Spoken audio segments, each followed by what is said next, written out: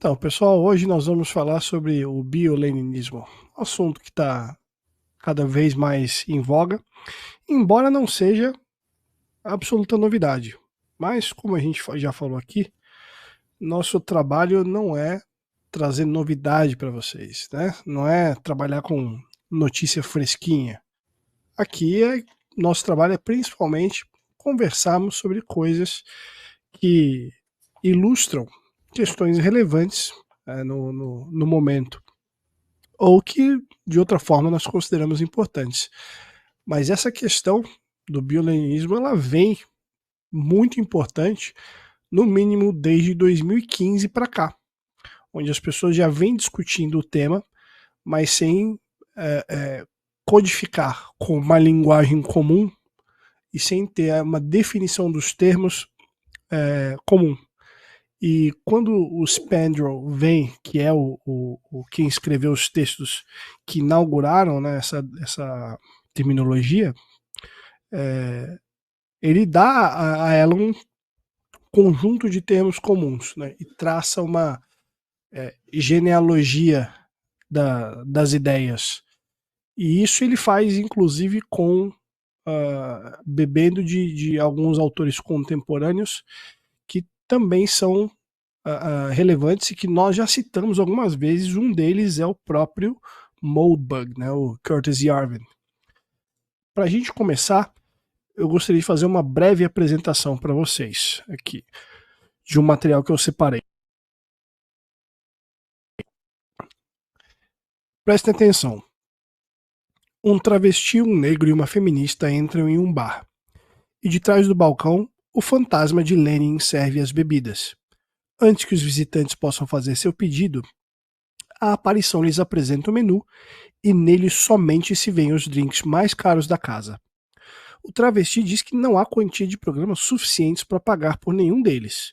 O negro tira do bolso a sua balaclava, a feminista tenta tirar fotos da parede do bar com o propósito de acusar a aparência especialmente fálica das garrafas perfiladas, tendo que liberar espaço em disco, apagando algumas fotos de seu mais recente ensaio do OnlyFans. Elas vazaram e já não estão mais rendendo nenhuma receita. O fantasma, no entanto, ri e afirma que o preço não é um problema. Afinal, nesse estabelecimento, o que há de bom e do melhor é um direito a eles assegurado. Nossos personagens se entreolham desconfiados, mas são reconfortados pela assombração de que tudo já está pago. Do bar, eles são conduzidos à área VIP pelo cadáver reanimado de Gramsci. Lá ocupam os espaços das cabines outrora habitadas pela elite aristocrática. Antes que haja espaço para se sentarem, carniçais removem os esqueletos apodrecidos que se debruçavam sobre as mesas, arrastando-os pelos restos de seus paletós. Ao servir as bebidas, a forma espectral de Lenin lhes entrega um roteiro, recheado de falas e instruções. Decorem seus textos, o show começa em meia hora.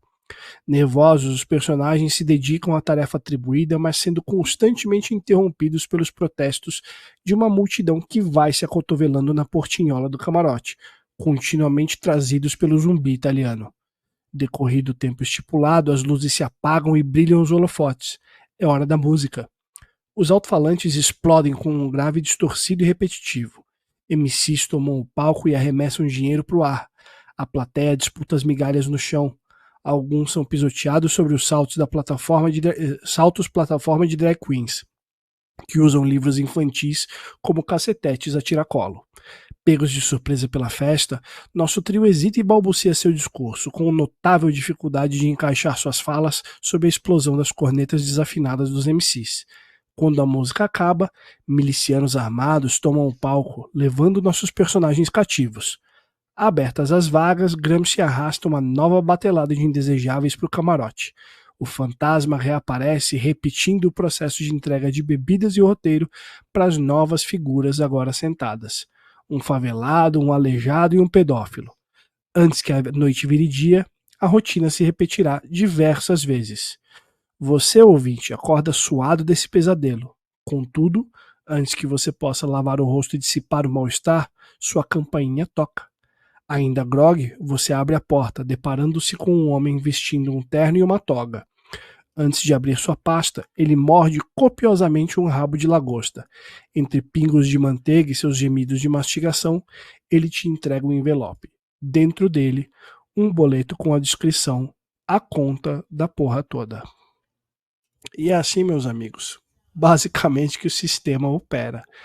E, pelo menos nesse breve momento, a gente vai tentar explicar para vocês como que as ideias evoluíram para chegar nesse ponto onde todos nós temos esse grande sanduíche de merda em que todos vamos ter que dar uma mordida. Bom, vamos lá. Vocês querem fazer algumas considerações introdutórias, pessoal?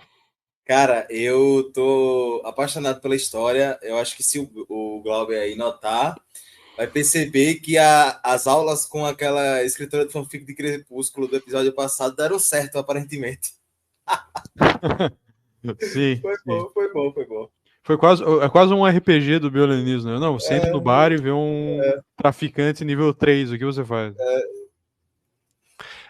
Não posso esconder que já foi minha rotina quando eu era mais moleque jogar RPG, né? Ter esses contozinhos preparados para introduzir histórias. Acho que foi a rotina de todos nós, cara.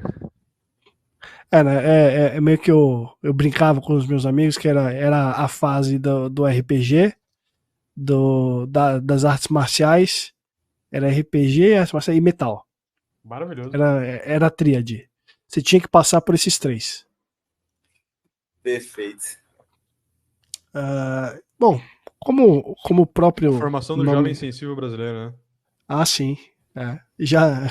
Infelizmente já não tão mais jovem. Como o próprio nome implica, o bioleninismo é uma vertente do leninismo. Na verdade, eu não sei se eu poderia nem dizer se é uma evolução. Eu acho que ele é mais uma conclusão lógica. Ele é uma teoria dentro da teoria, né, basicamente. Sim, ele é uma conclusão lógica da aplicação do leninismo em escala. Né? E como que a gente pode definir esse leninismo? Bom, primeiríssima coisa que eu queria tirar da frente, pessoal, é que assim, os ensaios que a gente baseia a nossa conversa aqui são 3 ensaios escritos por esse camarada, esse Spandrel, em inglês. Eu recebi acesso a uma versão traduzida por um colega nosso, que ele é da Liga dos Leigos, e ele me autorizou a compartilhar com vocês a tradução que ele mesmo fez, e eu vou fazer isso provavelmente amanhã, depois da nossa conversa. Mas é um texto originalmente em inglês, não conheço nenhuma tradução oficial, mas aqui a gente não tem a pretensão de sermos exaustivos na explicação. Até mesmo porque esses ensaios dele, eles são razoavelmente curtos. Você, num espaço assim de 3 horas do seu dia, você consegue ler com calma, né? Não precisa ler leitura dinâmica. Em 3 horas você lê com calma, e a linguagem dele também é de fácil entendimento. É basicamente o que a gente faz nas threads aqui do Twitter, né? Só que ele bota mais referência, ele faz um negócio mais ajeitadinho, bonitinho, referencia lá. E ele escreve super bem, assim. O bioleninismo é uma ideia que, mesmo quem nunca leu os artigos fundamentais dessa ideia, que são bem curtos, mesmo quem nunca leu, já meio que conhece de ouvir falar, assim, do que se trata. Já viu o pessoal discutindo a respeito, já viu o pessoal usando o termo para definir essa ou aquela aspecto de uma notícia, por exemplo. Então é uma ideia que meio que todo mundo conhece de ouvir falar, mesmo que não tenha lido o artigo, mas o artigo em si é muito gostosinho de se ler. Eu achei muito bem escrito. Eu gostei porque ele vai elencando boa parte das narrativas que, trazendo no espectro da direita brasileira, a gente sempre está acostumado a pegar pontos de uma base da direita americana e às vezes a gente não sabe como relacionar um com o outro. Ele aqui faz muito bem. Você vai lendo todo o artigo dele, você vai percebendo que ele vai citando situações que você vê no dia a dia e vai fazendo uma ligação com isso, trazendo toda a teoria política por trás, você fica impressionado. Então é algo muito bem escrito e me surpreendeu até. Eu não esperava que fosse algo desse nível quando eu peguei pela primeira vez. O Spandrel também tem artigos sobre variados temas. Ele escreve bastante sobre China. Ele fala, inclusive, no artigo sobre o violinismo, que um jeito de tu entender uma ideia é você explicar a ideia em chinês para um chinês. Porque você é obrigado a usar termos que são mais down to earth, termos que são mais básicos, assim, e você não pode usar termos que a gente já conhece. Então, boa parte do que a gente aprende na escola, o chinês, se ele for bem educado, ele aprendeu em algum momento do passado, se ele teve uma educação formal, mas ele já esqueceu faz tempo. Então, você tem que explicar do jeito mais prático possível. Então, o Spandrel, ele é um cara que tem uma base muito grande, ele é linguista, pelo que eu entendi, mas ele tem uma base muito grande em diferentes temas acadêmicos, assim. Parece um acadêmico com um certo grau de seriedade mesmo. E apesar da robustez intelectual dele, né, que ele demonstra, ele não escreve esses textos com linguagem acadêmica, né? Então é de fato muito fácil de ler, mesmo para quem não está tão acostumado a ler textos mais complexos em inglês. Eu encorajo a leitura desse texto em inglês, ainda que você se auxilie de inteligência artificial, tradutores. Eu acho que para absorver essas ideias é muito tranquilo. Ele não enche de referências como normalmente esses textos mais acadêmicos são. Ele não fica fazendo referências circulares, redefinindo termos a todo tempo.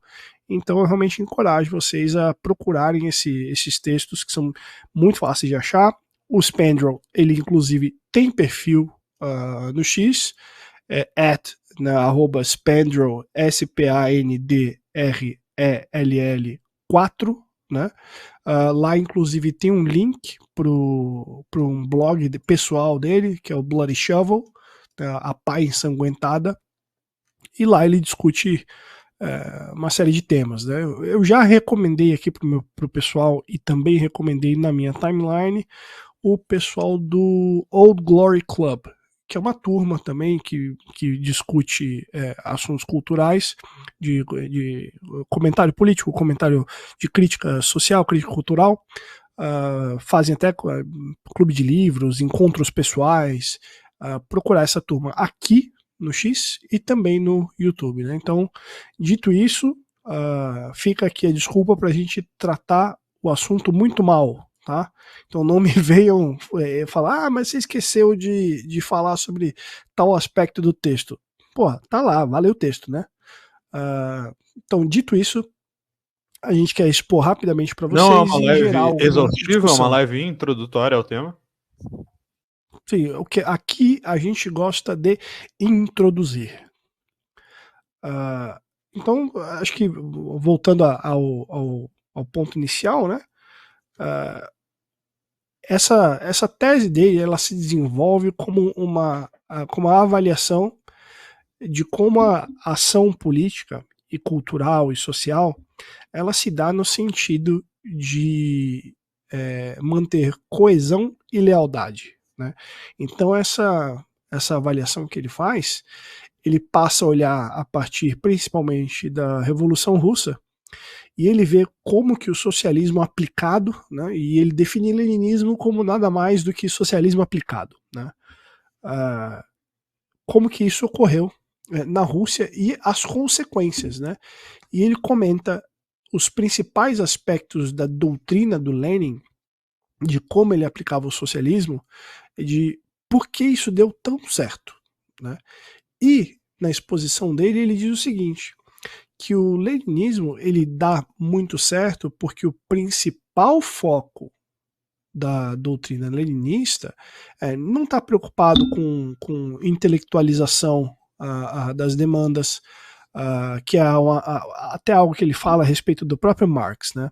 Ele fala que, assim, a despeito de você achar que Marx tinha intenções boas ou não, o que ele fez foi um trabalho sério de revestimento intelectual das intenções dele.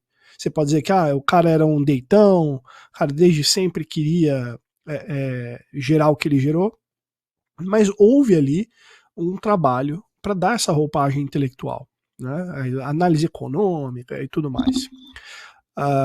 Mas, a partir do leninismo, todo esse pretexto de roupagem intelectual ele cai por terra. E a única preocupação do leninismo é a garantia de lealdade com vistas à captura do poder. Então, como é que isso vai se operando ao longo do tempo na Rússia durante esse período de revolução, né? E que ele comenta o seguinte: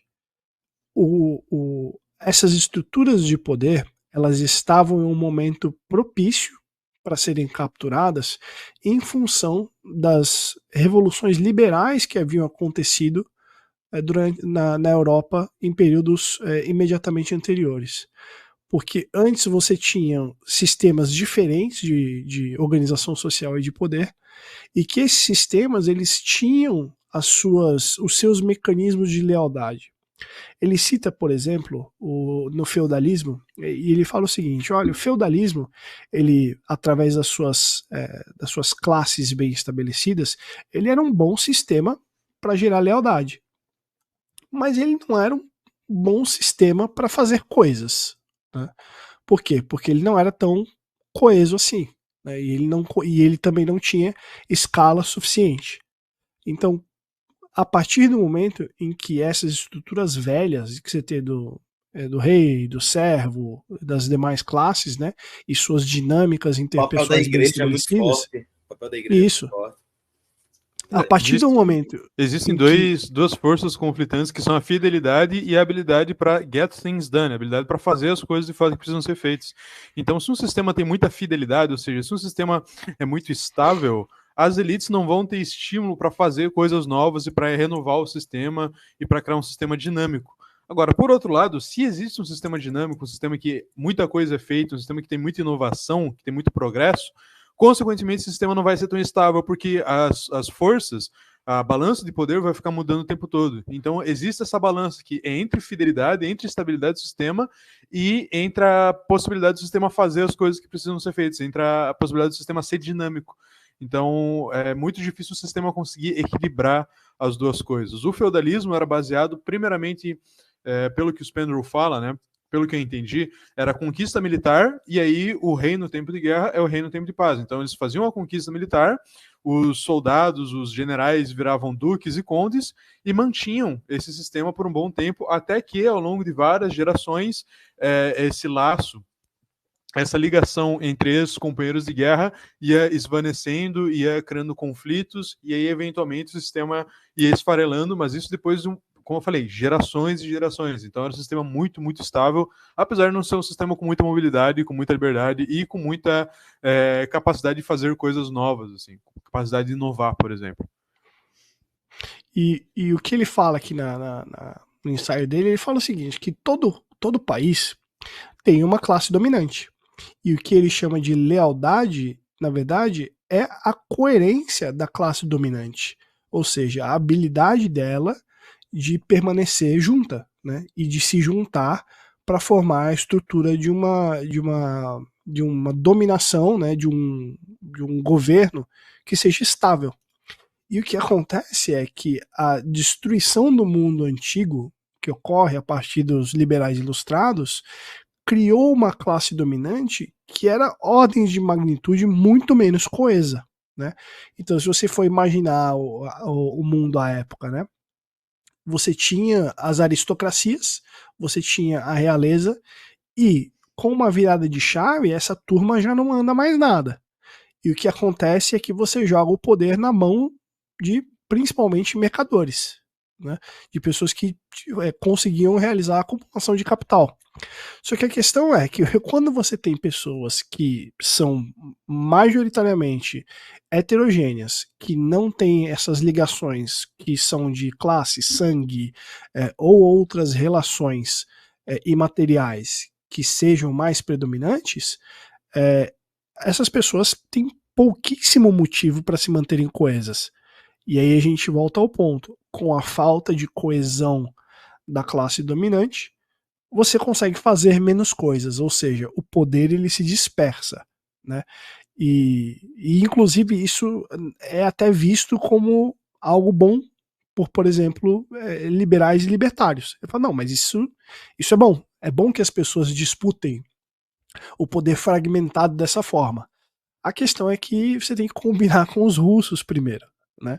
Porque se existe poder a ser capturado, e essa é uma frase que o próprio Spandrel repete bastante no ensaio dele, se existe poder a ser capturado, ele será capturado. Da mesma forma que se existe dinheiro a ser feito, ele será feito. Pessoas encontrarão o jeito de fazê-lo. Ou seja, é uma outra forma de dizer que as pessoas elas operam de acordo com incentivos. Ele fala basicamente, desculpe, só para deixar mais claro, ele cita a parte do homem branco, né? Ele fala que o homem branco em si ele não forma um bloco coeso de poder, mesmo que estando teoricamente em uma posição vantajosa na pirâmide social que vai formar tudo aquilo. Ele mesmo diz que homens brancos, no geral, tendem a competir entre si com base em mérito individual, seja força, inteligência, beleza, dinheiro, status, ou seja, eles não formam esse bloco de poder coeso. Eles nunca vão se unir como um grupo oprimido, até porque se eles fracassam ou se eles entendem que fracassaram, eles automaticamente atribuem a culpa a eles mesmos, é um fracasso individual. Eles não projetam isso, né? Então, óbvio, além de não ter essa projeção, eles também não têm uma narrativa identitária oficial como vítimas do sistema, né? Um homem branco que sofre, ele em sua maioria ele vai sofrer calado, né? A classe dominante que sofre, ela vai sofrer de forma individualizada. As elites, no geral, o Spandrel fala que as elites elas têm perdido politicamente nos últimos 300 anos. 300 anos de perda após perda por parte das elites que já estavam estabelecidas. Só que eles não ligam porque eles ainda são elites econômicas, eles ainda têm uma vida ótima, os filhos deles ainda estudam nas melhores universidades. Então, a perda política que eles vão sofrendo ao longo do tempo, contanto que eles consigam se manter no papel de elite, para eles não importa tanto. E também que eles não têm, acho que isso a gente vai abordar mais para frente, né? Mas eles não têm tanto motivo para se apegar a uma pauta política justamente porque a vida deles já é boa. Agora tu pega um trabalhador braçal, filho, neto de servos da época da Rússia, antes da Revolução Russa. Tu pega esse cara que tinha uma vida completamente horrível, vivendo num lugar que mal e mal tinha aquecimento no inverno, num lugar apertado, que mal e mal tinha dinheiro para comer ou comprar roupa. Tu pega esse cara que não ele sabe que não tem muita chance de dar certo na vida, ele sabe que não tem. Mesmo que fosse uma cidade que dá chances pro cara dar certo na vida, esse cara específico não tem a habilidade necessária para dar certo na vida, às vezes. Tu pega esse cara, para ele, a única chance dele ter uma vida minimamente interessante, a única chance dele conseguir alcançar alguma coisa na vida dele, é a ideia que o Lenin trouxe, sabe? O Lenin trouxe uma ideia que permite que esse cara, se a ideia der certo, se eles conseguirem aplicar, esse cara vai poder ter uma vida boa no futuro.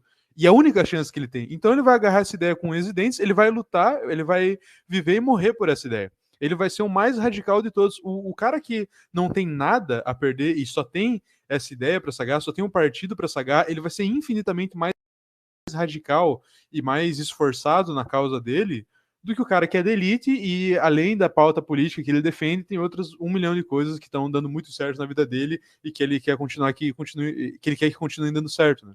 Então, se o cara já tem uma vida boa, no final das contas, não tem muito por que ele se envolver apaixonadamente com política. Essa é a real. Perfeito. O Moldbook, se eu não me engano, ele tende a falar que as elites brancas elas são mais propensas a aderir essa ideologia dominante, de forma dominante progressista. Eles traem seu próprio grupo biológico. Por quê? Porque, em um primeiro ponto, eles querem sinalizar a virtude, dizer, olha, nós somos diferentes, e se proteger. Então, eles sacrificam os homens brancos médios, por exemplo, para manter os seus privilégios. Eles vão continuar frequentando os mesmos ciclos, eles vão continuar levando tapinha nas costas, eles vão ainda manter os seus privilégios e etc. Então, por isso que um CEO o branco promove a ideologia de gênero numa empresa. Não porque ele acredita nisso fielmente, né? Ele sabe porque isso vai manter ele protegido no topo. É basicamente isso. E isso é interessante porque muitas pessoas acabam apontando o aumento das condições materiais, né, do afegão médio com o advento da Revolução Industrial, mas o problema é que o que muita gente perde no processo é status. Então, com essa perda de status, muita gente se sentiu insatisfeita naquela época. Então, o que você tem é um terreno fértil para propagação do socialismo, porque o socialismo ele funciona porque ele não só porque o socialismo promete para um monte de gente status. Não é só isso que ele faz. O que ele faz é prometer status para um monte de gente que sabem, que tem a profunda noção de que eles não são capazes de conseguir aquele status. Então, o que o Lenin faz? Extermina a aristocracia natural da Rússia e cria uma classe dominante com um monte de gente que era de baixo status da Rússia. Então você tem trabalhadores, você tem peão, você tem os judeus, você tem as minorias étnicas, como o pessoal da Látvia e da Ucrânia. Então ele pega toda essa turma e eleva ao status de classe dominante dentro do partido. E você vê que na União Soviética, nos primórdios, né, eles promoviam mulheres, fetichistas sexuais, ocultistas, ateus, ocultistas e todo tipo de negro estranho, né? E isso era um processo justamente porque são pessoas que, dada a ordem natural das coisas, se a distribuição social ocorresse de forma natural, são pessoas de baixo status, né? E aí, quando a gente diz status, status não necessariamente é algo que anda par e passo com a situação econômica, mas sim é possível derivar sucesso econômico a partir da captura de status, né? E Spender explica que no partido, naquela época, você não conseguia muito se você tivesse qualquer relação com kulak, com nobre, com proprietário de terra. A confiança estava integralmente depositada em peão, em trabalhador. Por quê? Porque peão e trabalhador era garantia de que eles seriam leais, né? E até tem uma o Spender ele cita, né, que o Mao Tse Tung gostava de falar. Ele falava o seguinte: nunca se esqueça da luta de classes, né? Nunca esqueça que você era um servo e que eu estou você perdido. agora não é graças a mim, né? Ou seja, através da ação do partido, através da ação do socialismo, do leninismo, que é o socialismo aplicado, um monte de gente que não teria a menor condição de ter uma vida minimamente digna são elevados ao status de classe dominante. Basicamente, ele usa o exemplo do camponês médio que passou fome e dificuldades ali durante a Primeira Guerra Mundial, a parte da própria Revolução Russa, na Guerra Civil, e do nada o cara ascende socialmente e vira um burocrata médio de Moscou. A qualidade de vida dele simplesmente explode, e com uma coisa em mente, né? Ele deve tudo ao partido, ele deve tudo àquela forma de poder. Ele antes não tinha nada e agora ele tem alguma coisa, ele tem algo, ele tem alguma posse. Então, ele tem uma situação financeira melhor. Então, óbvio, ele sempre vai fazer de tudo para que o partido, toda aquela estrutura de classe, toda a indumentária daquilo ali se mantenha sempre no poder, porque é a única garantia dele.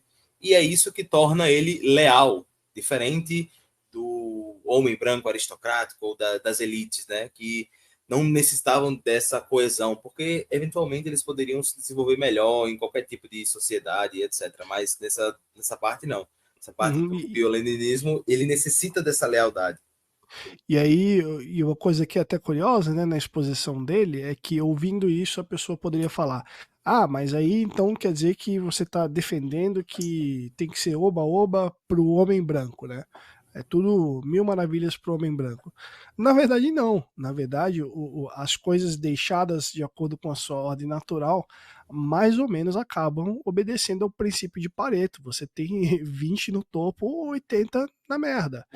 Ou em condições inferiores, de status inferior, se não na merda, né? Se o cara pode não estar na merda, mas pelo menos comparativamente falando, ele não tem o mesmo status, né? É a mesma coisa que o pessoal critica muito da desigualdade, né? Fala, desigualdade é ruim. Tá, pode ser, mas não é melhor ser desigual na medida em que você tem uma classe dominante extremamente privilegiada, mas aqueles que estão abaixo deles também estão bem? Pode ser diferente, mas pelo menos você eleva, né, o nível geral. Porque ele vai brincar com a ideia do ressentimento, né? Porque ele vai pegar toda essa minoria, né, que não aceita essa distribuição de Pareto dos 20% muito superiores, os 80% tendo que aceitar essa inferioridade. Claro, não no modo geral de vida inferior, mas se comparado àqueles 20%, de fato, existe uma inferioridade, algo material, algo que você consegue ver. E ele pega justamente esses ressentidos e forma esse grupo, essa classe coesa, para derrubar totalmente e ascender ao poder. O objetivo sempre é o poder. Nunca é a gente tá fazendo isso porque a gente é bonzinho, né? Sim. E é importante também que se diga que dentro desses 80%, né, que estão fora da classe dominante, ali dentro você também tem muita variação. Ou seja, você pode ter uma classe dominante, que são, né, de homens brancos, mas existe também uma boa porção de homens brancos abaixo que não tem nenhum status, né? E aí, que acabam não conseguindo nenhum status. E aí, falando sobre status, é interessante isso, é um dos pontos que eu achei mais interessantes que ele trouxe, que o esquerdista médio, ele acha que o capitalismo é um jogo de soma zero, então, para alguém vencer, outra pessoa precisa perder, para alguém ganhar dinheiro, outra pessoa precisa perder dinheiro. É assim que o esquerdista enxerga o capitalismo, um sistema inerentemente exploratório, porque para eles a economia é um jogo de soma zero. A gente sabe que não é. Mas o que realmente é um jogo de soma zero é o status. Isso é interessante. O status é um jogo de soma zero. Então, para uma pessoa, um grupo de pessoas ganhar status, outra pessoa, outro grupo de pessoas precisa perder status.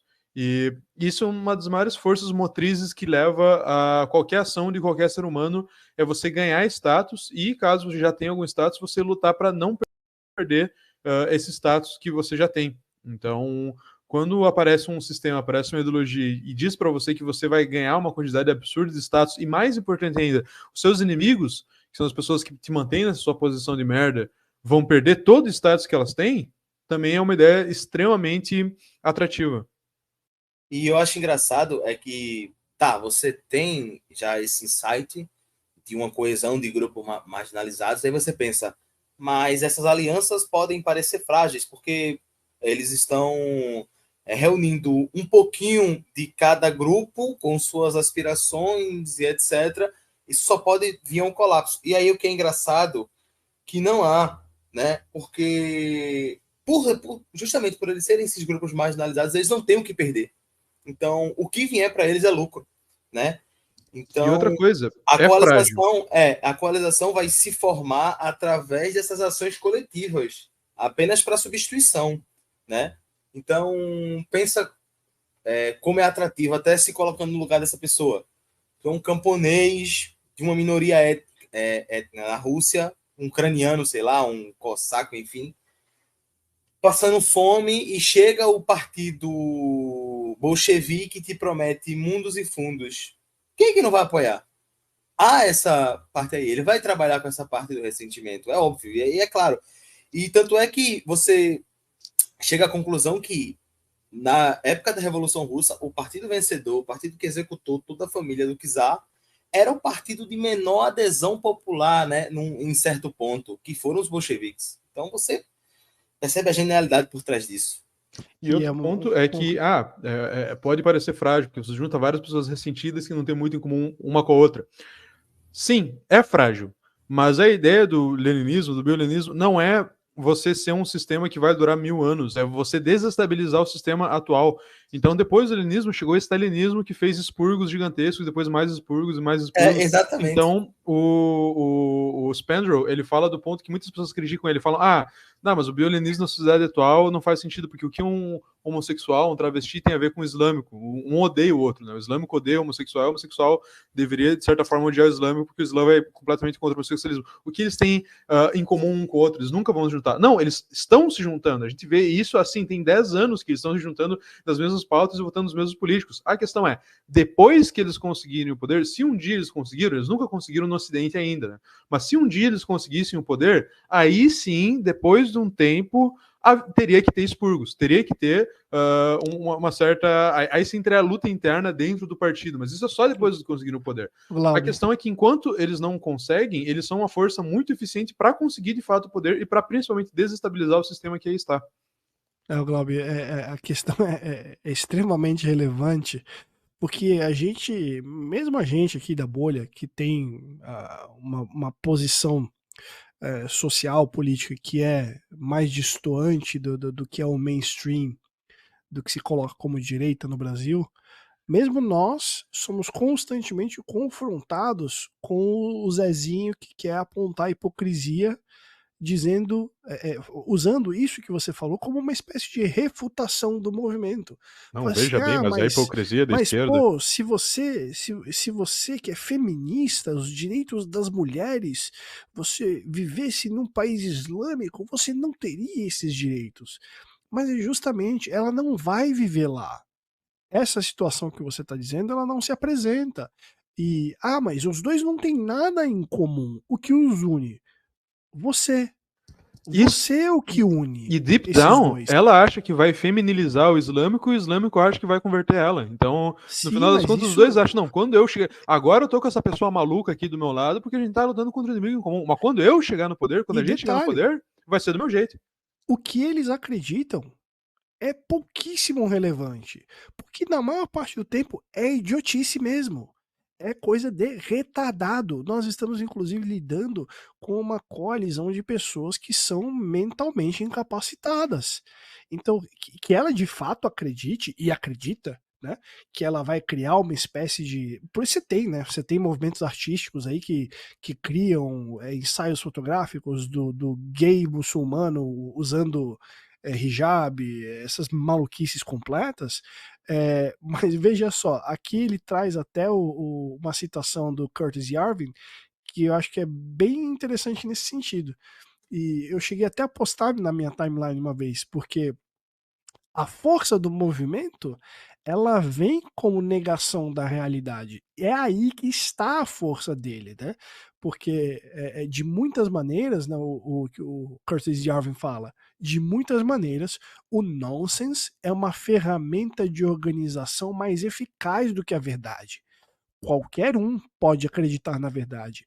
Acreditar no nonsense é uma demonstração de lealdade inconfundível. Serve como um uniforme político. E se você tem um uniforme, você tem um exército.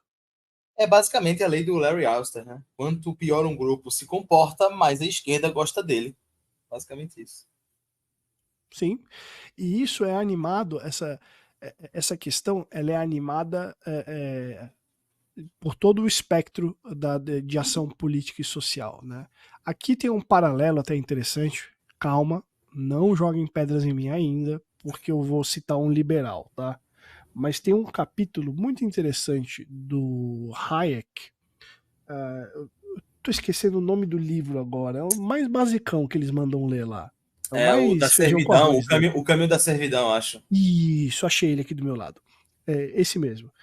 Tem um capítulo que, salvo engano, se chama Por que os piores chegam ao poder?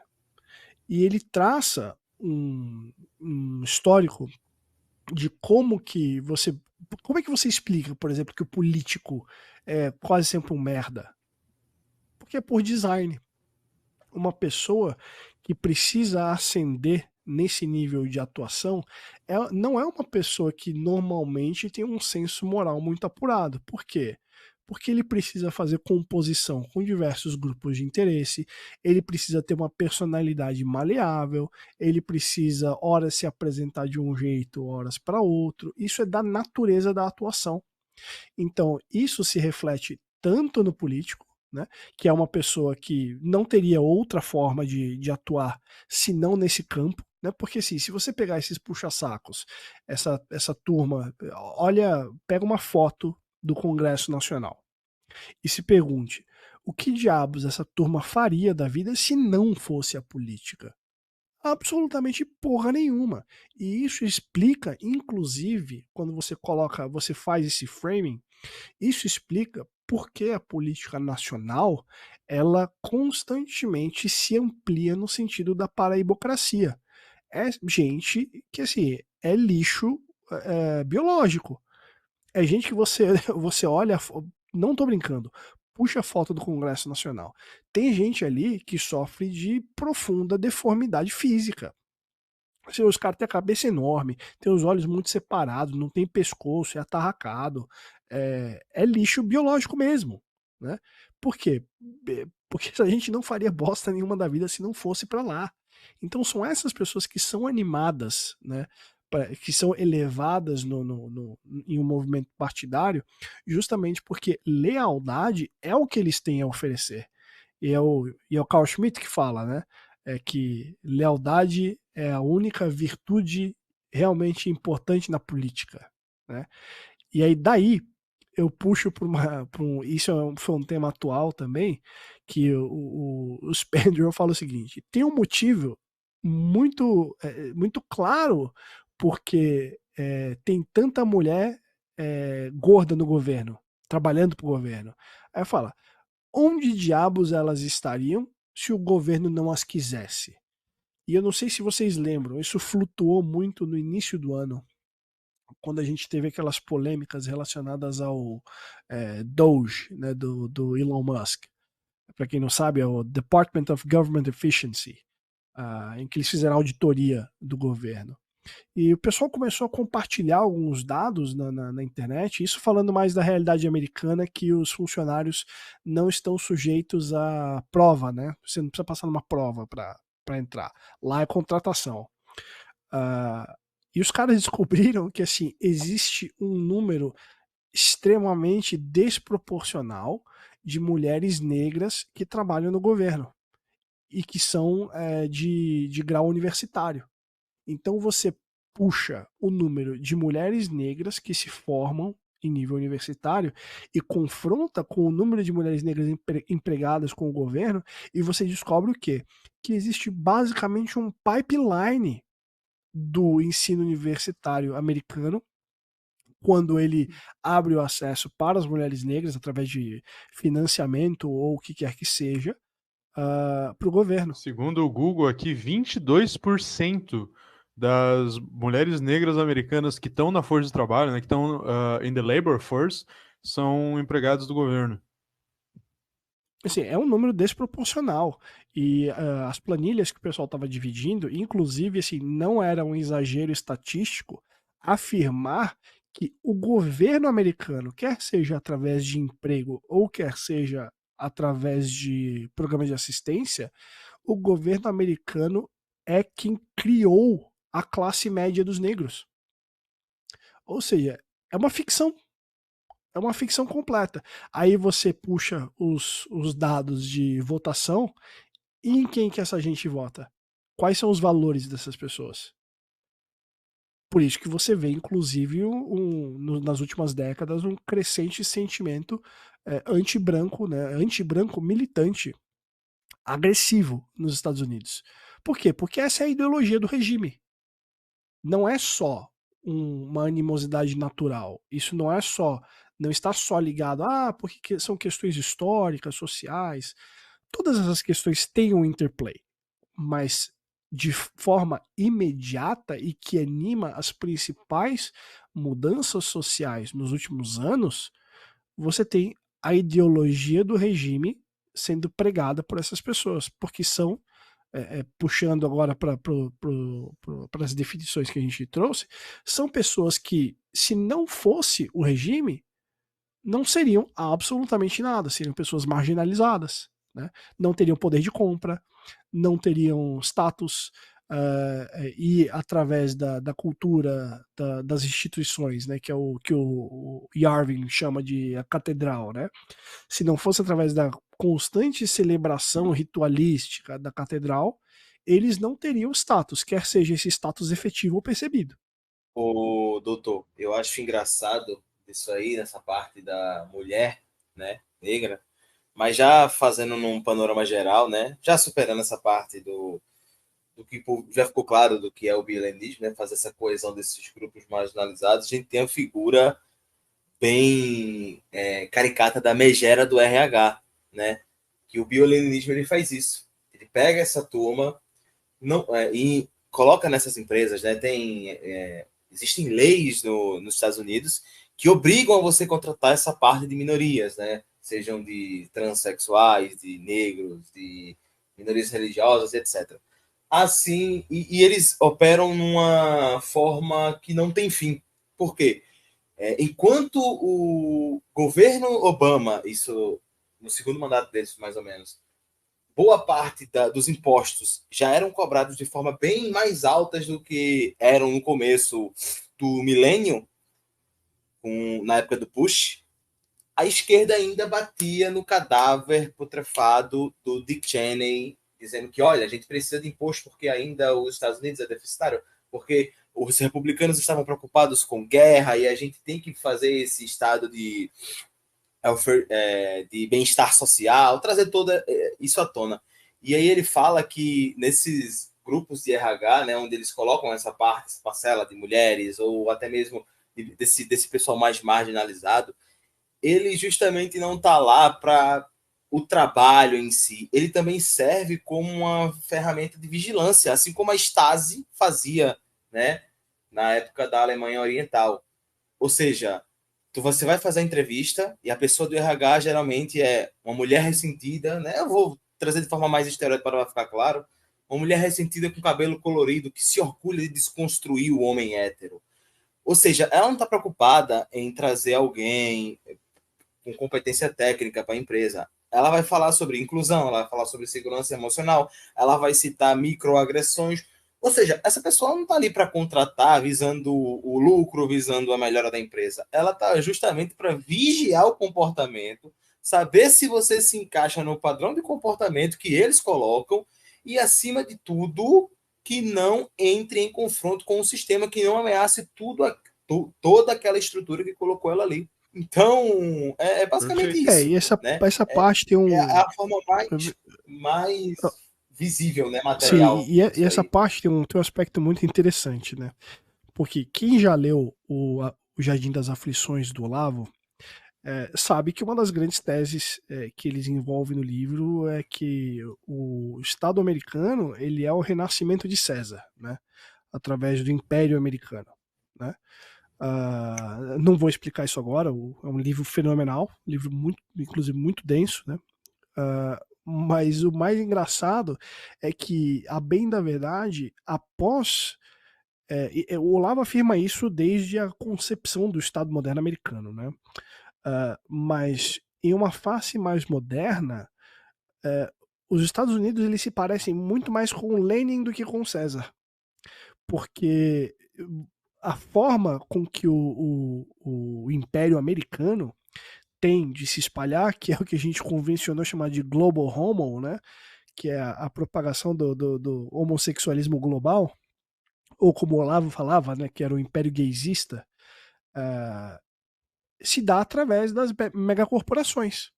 Se dá justamente através dessas mulheres que o Ronaldinho falou, que passam a ser empregadas no RH. Sim, e se o governo obriga as grandes instituições, as empresas do SP500 a contratarem minorias, as minorias que ganharam emprego só por causa da decisão do governo, elas sabem que elas só entraram por causa da decisão do governo. Elas são gratas ao governo por ter garantido esse emprego para elas que elas não conseguiram de outra forma. Então, logo, elas vão ser o fiscal mais fiel do governo, elas vão ser o foot soldier mais zeloso do governo. Então, é um negócio que para o governo não custa nada, custa poder político, basicamente, custa poder de ação, mas financeiramente assim não custa nada, e vai trazer para ele, para o governo, no caso, né, que institui isso, vai trazer para o governo uma infinidade de funcionários que vão fazer um trabalho gratuito para eles de fiscalização e de manutenção da estrutura de poder. Cara, é o que eu vim falando esses últimos dias aí, eu conversei até com o Dr. Misóginos aí de forma mais privada, que tem entrado em voga muito essas questões dos tribunais de hetero-identificação nas universidades. E aí eu tava um pouco revoltado assim, eu disse, cara, se vocês da bolha não conseguem enxergar a ironia disso, de todo esse sistema colapsando ou se entrando em conflito contra eles mesmos, vocês perderam a capacidade de identificar o inimigo. Porque aí depois vocês se perguntam assim, nossa, por que que os professores da universidade, eles seguem uma cartilha, eles seguem isso aí?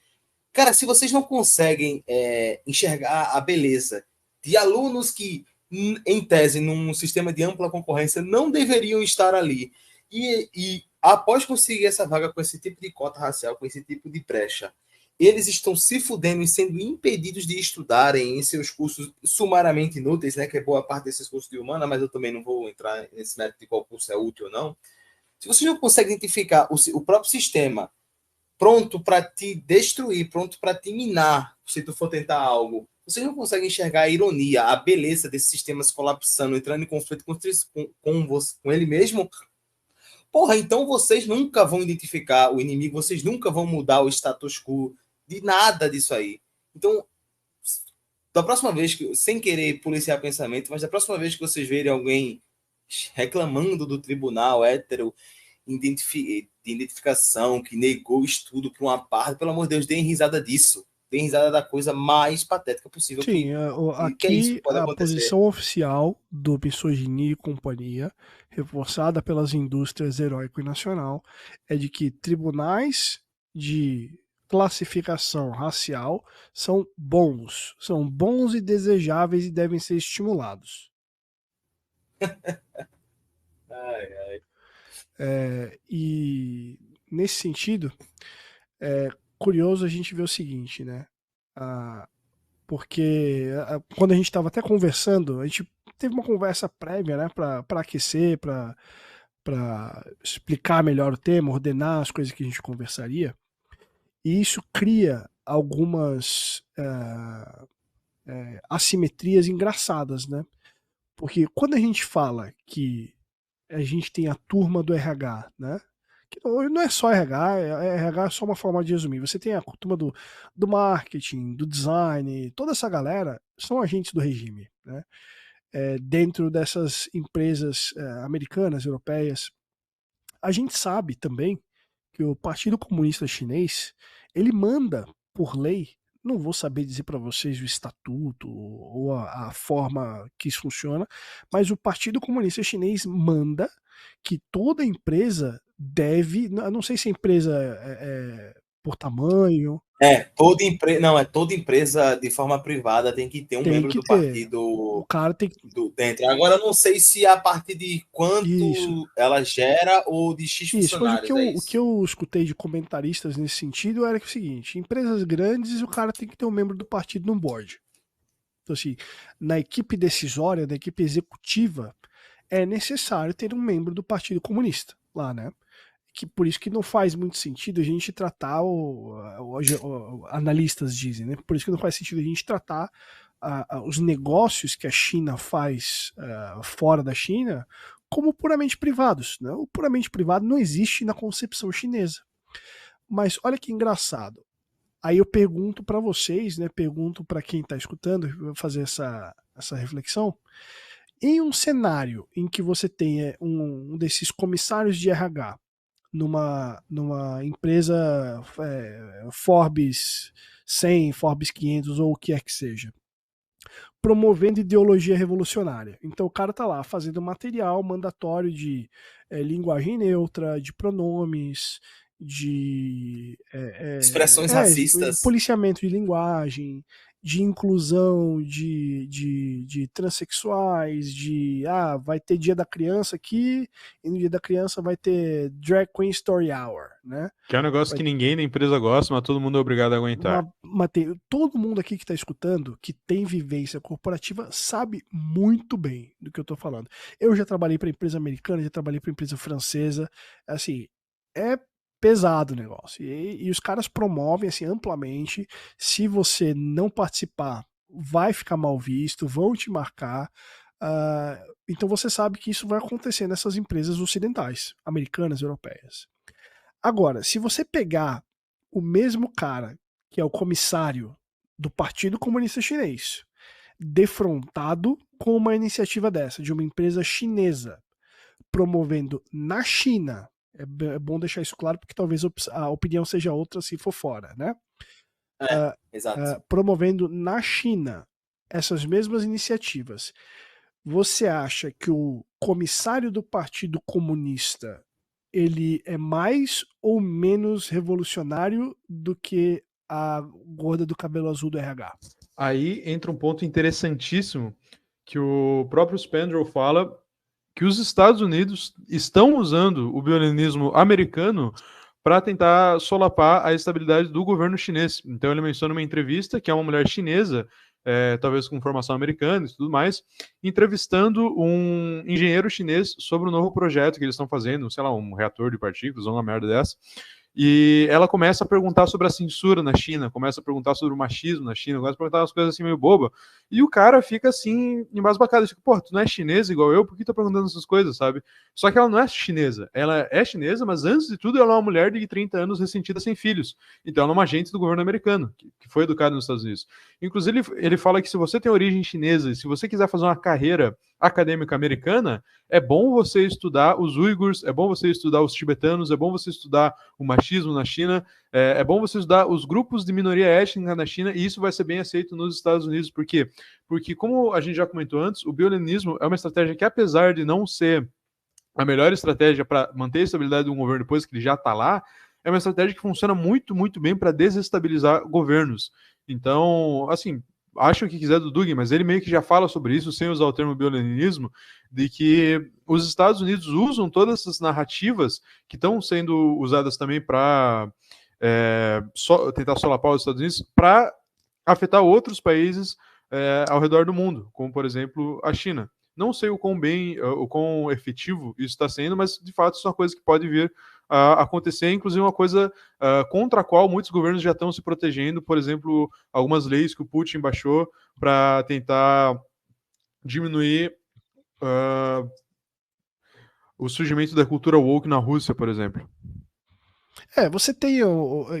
Quer você ache que isso são iniciativas sinceras ou efetivas ou não, o fato é que você tem nas figuras do Putin e do Xi Jinping reações justamente a esse modelo revolucionário que impera Não, nos mas Estados Unidos, né?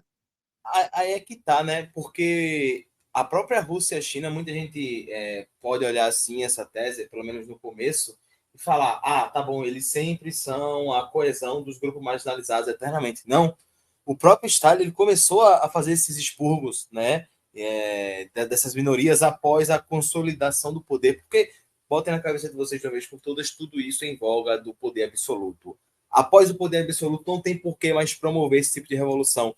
Tanto é que a União Soviética passou de ser aquele grupo, ou partido, ou país dos camponeses proletários, de forma prática, e ficou somente na teoria, porque começou a fazer um recrutamento dos homens e mulheres de Moscou. E aí você tem disso em diversas áreas. É o que eu posso citar aqui, uma do esporte, gosto muito de futebol, não é curioso, não é, como é que fala? Não é de forma vaga que a Euro de 1960 foi vencida pela União Soviética, porque de fato aquilo ali entrou como um projeto político para fazer a superioridade da seleção soviética.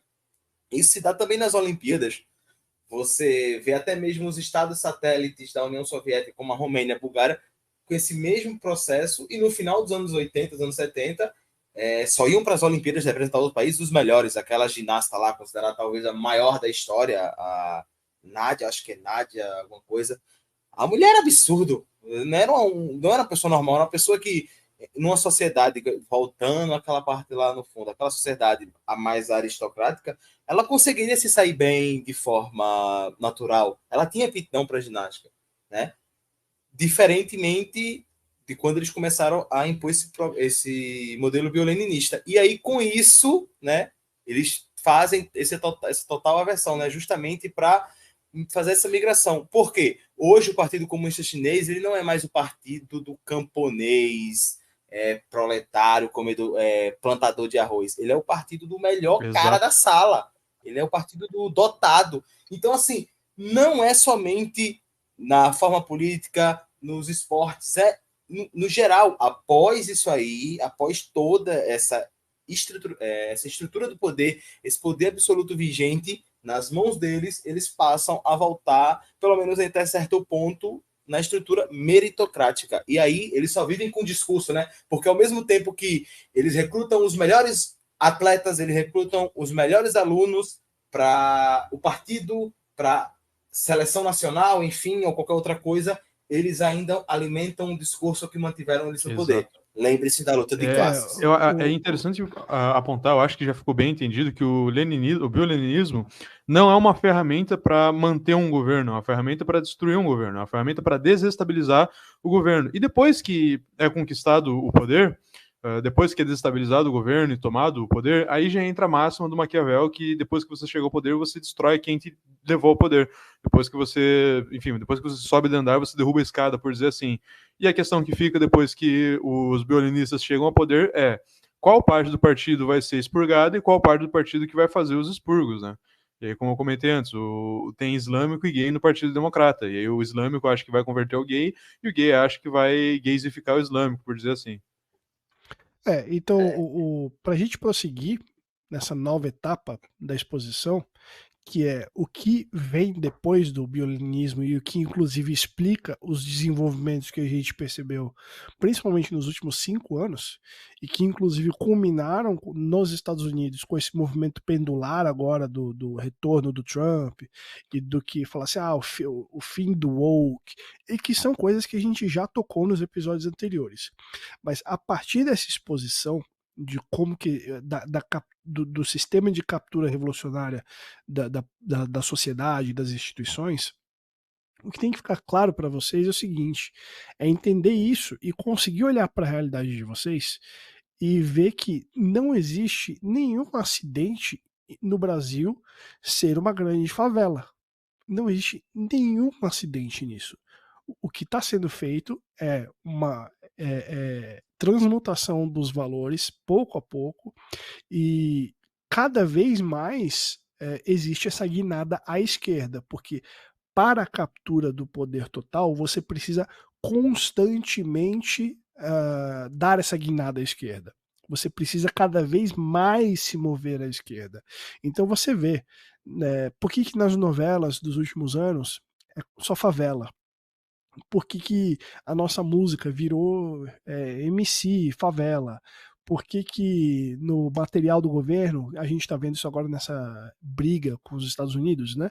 Sanções, Lei Bostinsky, tarifas. Você vê que assim, a forma que o governo brasileiro, que o regime brasileiro tem de animar a população para ter um sentimento de nação, é a coalizão de tudo aquilo que é mais rasteiro e mais marginalizado. Então, é o Brasil com S de shit.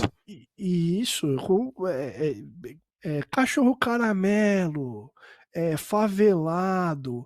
O governo até colocou uma foto de um favelado cheio de cordão de ouro, que assim, que é coisa típica e característica de chefe de facção. É um negócio que eu tava falando com o Dr. Misógino, quando eu sempre boto nas sextas-feiras os edits da Jill Scott com a música romântica de Belo. Eu disse, cara, há 15 anos atrás, esse tipo de música, uma música que não fala de pornografia, uma música romântica, era visto como a música dos pobres, dos favelados, dos rasteiros. Olha a diferença que a gente tá hoje. Aí a gente vai entrar numa tangente absurda que eu falaria por mais umas 2 horas, que se você pegar a instrumentação, a instrumentação de qualquer pagode. Pô, eu tava vivo nessa época, eu tenho memórias, eu sou dos anos 80, eu lembro muito bem dos anos 90, né? Se você, pagode era visto como música de pobre, tá? Era música de pobre. Se você pegar a instrumentação, porra, é super bem feito. É super bem instrumentado. As linhas de baixo são complexas. O negócio é ritmicamente mais complexo. Não que assim. Principalmente do Soweto, né? Quando eu postei uma das músicas do Soweto, eu disse, cara, isola a voz. Eu fiz isso no CapCut para perceber, porque o som não sai tão bem assim nessas mídias mais antigas. Mas se você fizer isso, você isolar a voz, você está só abatida como se fosse para fazer um karaokê, você percebe que é muito bem feito, cara. Tipo, lembra uma banda de punk, uma banda de rock, assim, não no tom, assim, no mesmo sentido, né? Mas na parte do baixo, da guitarra, é algo muito perfeito. E aí junta com pandeiro, enfim, faz todo esse aparato.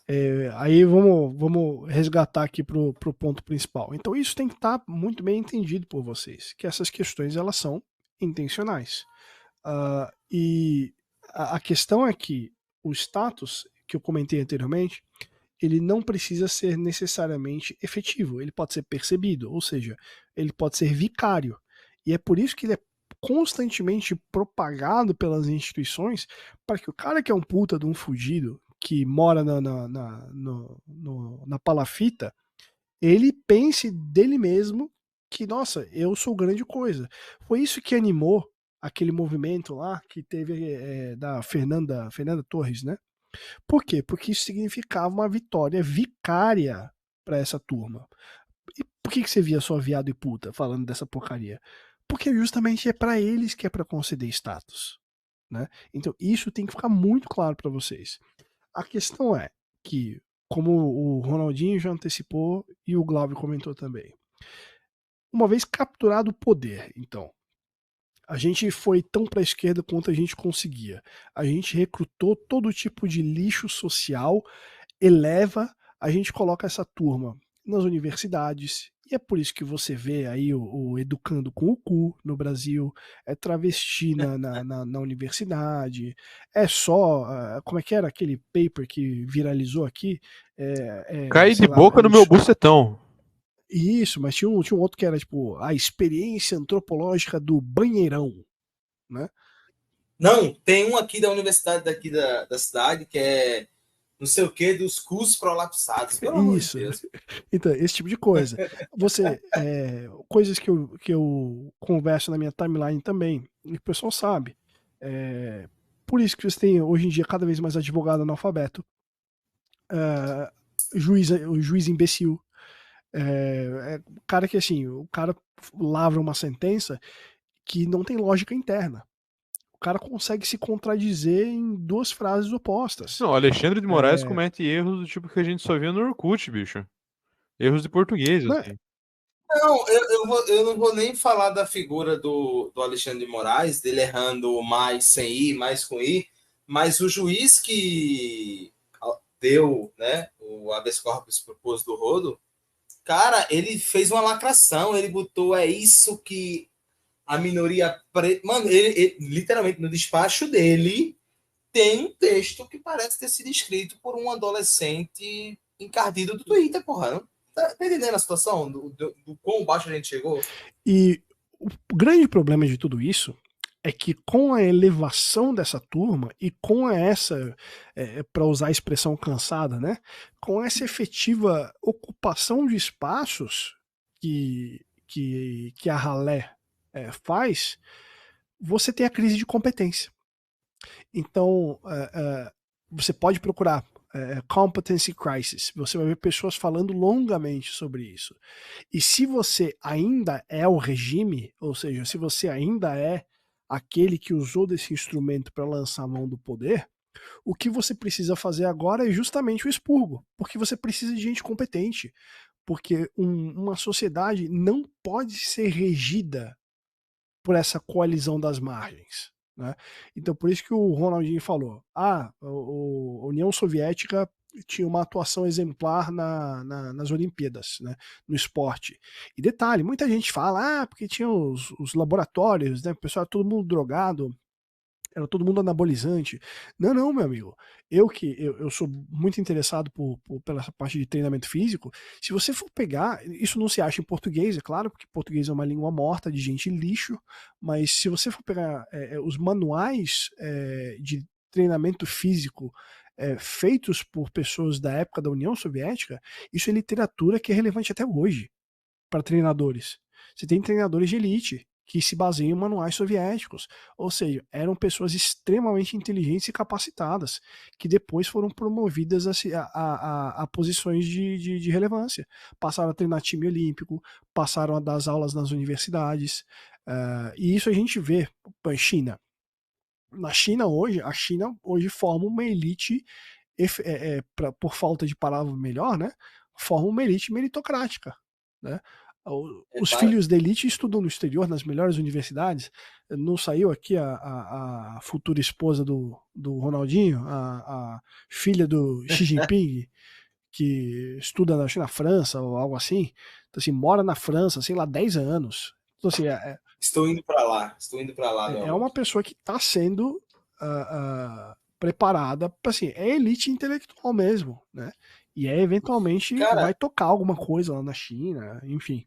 Não só isso, né? Você fala da filha de Xi Jinping, a gente tem um exemplo perfeito. A filha do Barroso, ela parece que se formou em Yale, né? Ou foi Yale? Sim, ela tá fazendo lá ela já tem... Não, ela já tá fazendo, mas não, né? Ela foi deportada. Não, ela tem vários, mas ela tem vários diplomas, New York University, se não me engano. Ela já trabalhava eu não sei se era o escritório de advocacia, ela trabalhava numa agência lá, uma porra louca lá, justamente para formar currículo para vir para cá e tocar alguma coisa com todo o meandro que o pai ia ter, né? E só voltando rapidamente essa questão do desempenho, eu acredito, né, que embora essa parte do doping, muita gente fala isso, mas isso é um recorte mais recente, acho que dos últimos 20 anos, né, da Rússia, da dopando, etc. Você vê também os casos daqueles atletas da China de atletismo feminino, né, que os caras tomam tanto hormônio, elas tomam tanto hormônio, elas ficam quadradas, as bichinhas ficam bem masculinizadas, mas na época não, era treinamento alto rendimento. Você pega, eu pesquisei o nome dela, da ginasta romênia, a Nadia Comaneci, acho Comaneci, sei lá, ela fazia fazia movimentos, né, lá nas Olimpíadas, que hoje são proibidos, né, porque você pode cair de mau jeito, ficar tetraplégico, morrer, quebrar o pescoço. Então, assim, era um nível de desempenho, de treinamento. Você era pegar tão foda o movimento que promovia... Ela fazia bulimia para manter o peso dela. Ela já era bem baixinha, ela tem 1,62 m, é uma altura de mulher padrão, né, assim, da Romênia.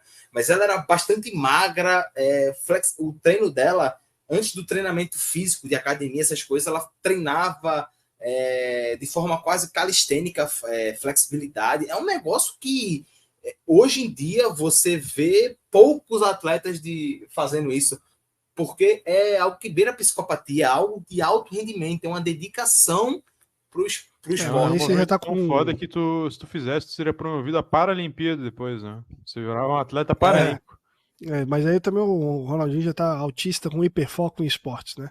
Vamos seguir em frente aqui, porque a questão é a seguinte: depois que você descobre que agora você está rodeado de porcaria, você precisa de competência agora, né? Como é que você então consegue competência? Só que você agora está num dilema, porque você deu status para um monte de gente que simplesmente não vai abrir mão. Essas pessoas não vão simplesmente abrir mão do status que elas têm.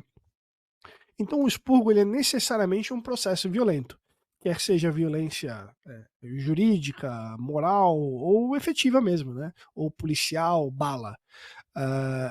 Então o Spandrel, na exposição, na parte final da exposição dele, ele fala que o seguinte: esse estado de expurgo ele costuma vir depois do estabelecimento do poder absoluto. Por quê?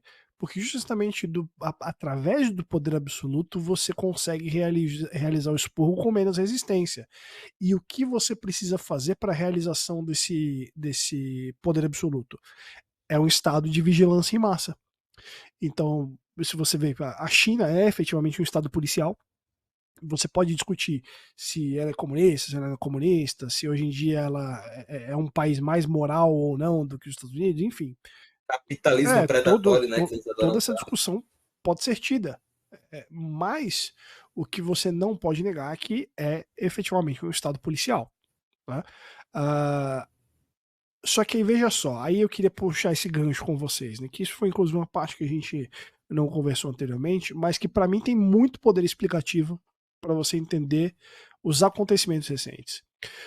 Por que então os Estados Unidos, sendo a maior potência Global Homo, né, já tendo consolidado esse modelo bioleninista, não passou a ter a fase desses expurgos. E por que a gente está tendo esse movimento pendular?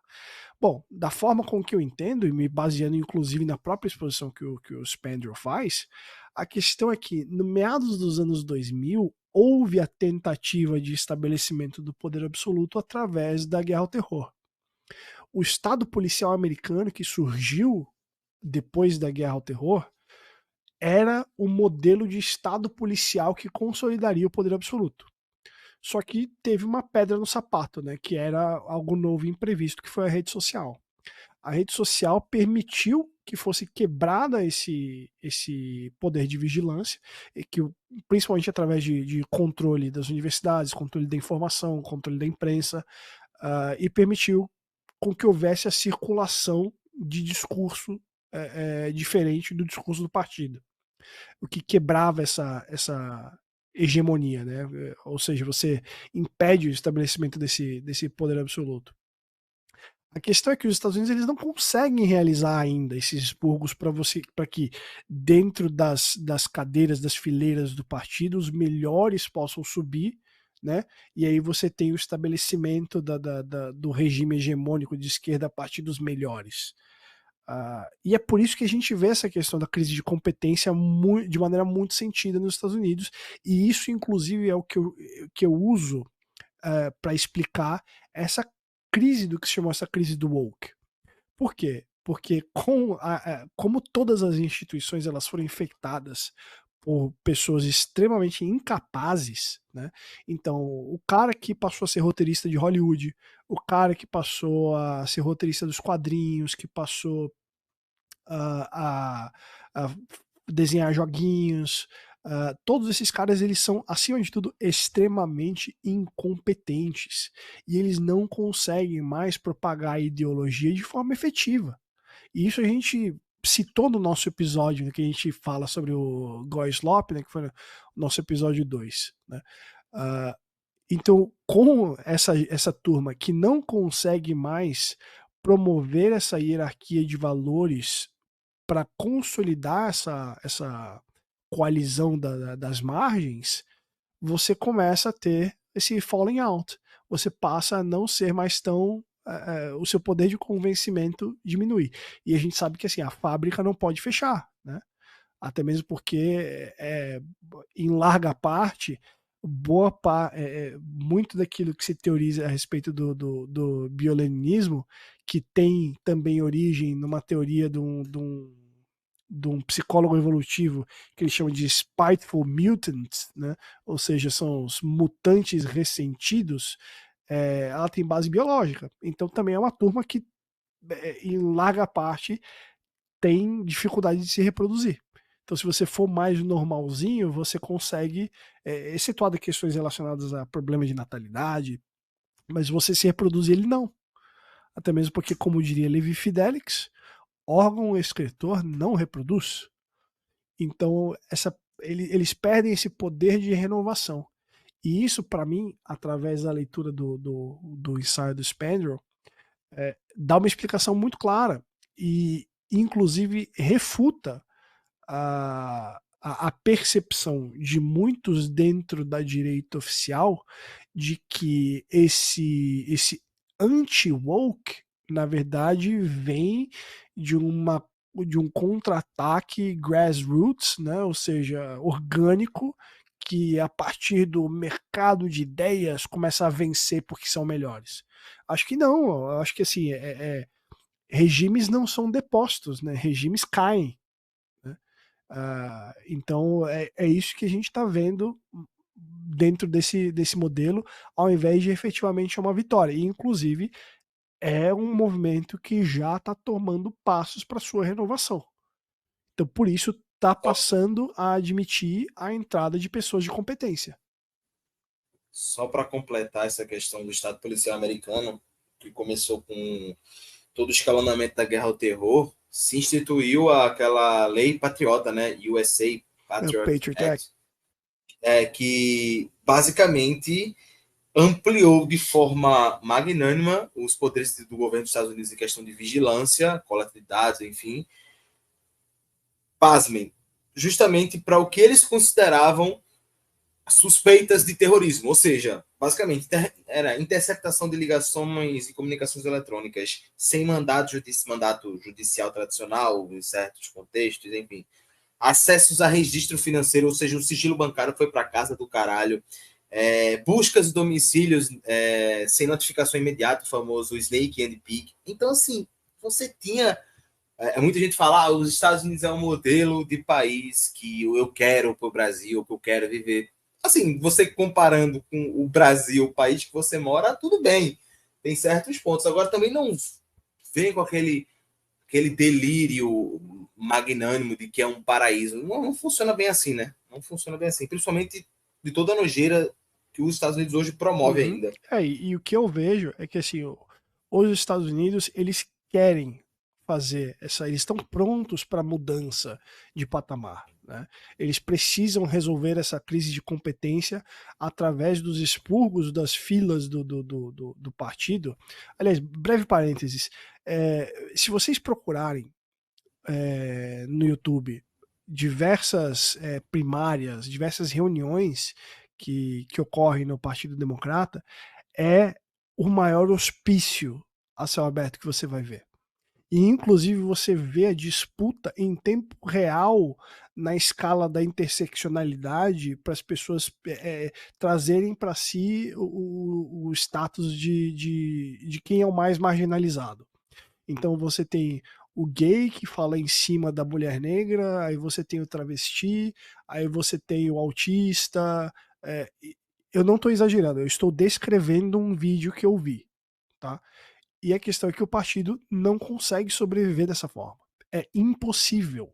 Então eles precisam pular essa etapa e eles precisam trazer esses expurgos a partir de uma tomada de poder mais absoluto através do recrudescimento de um Estado policial.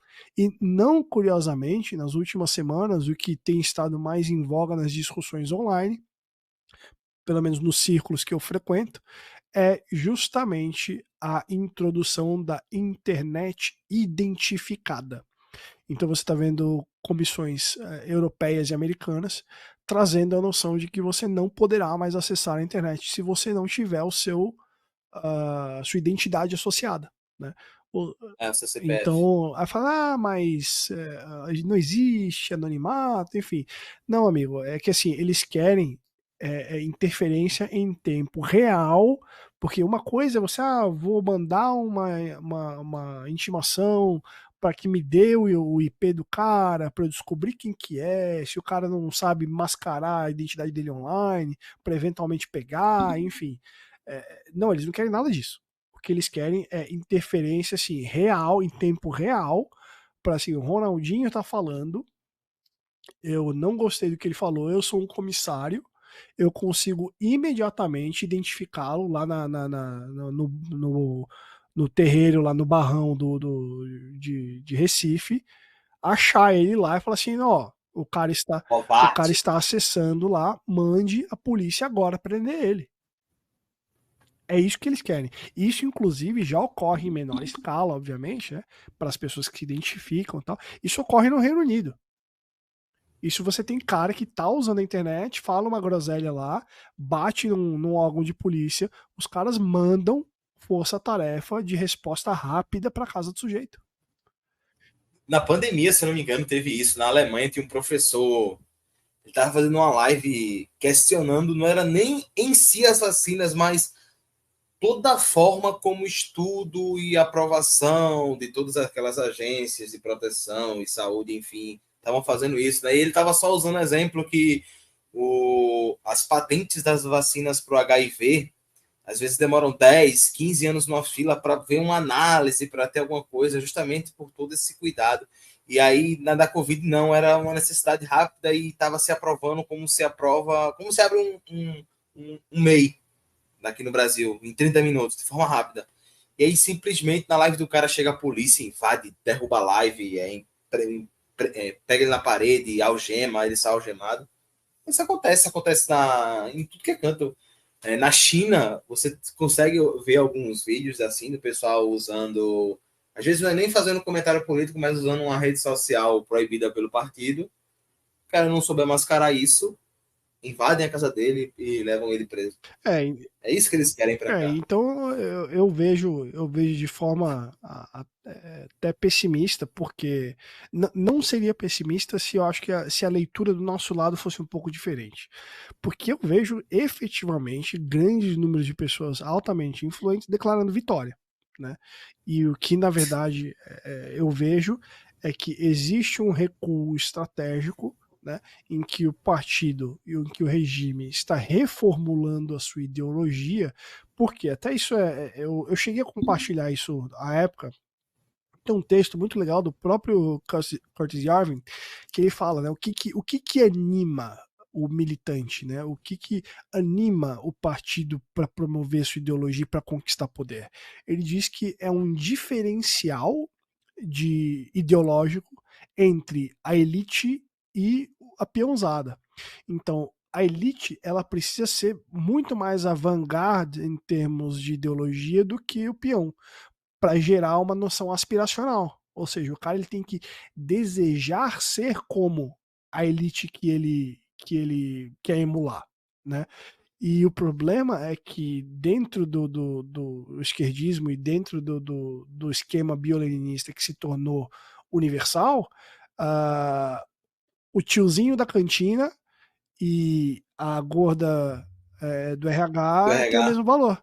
Todos eles são antirracistas, todos eles acham que amor é amor, que crianças trans devem ser protegidas.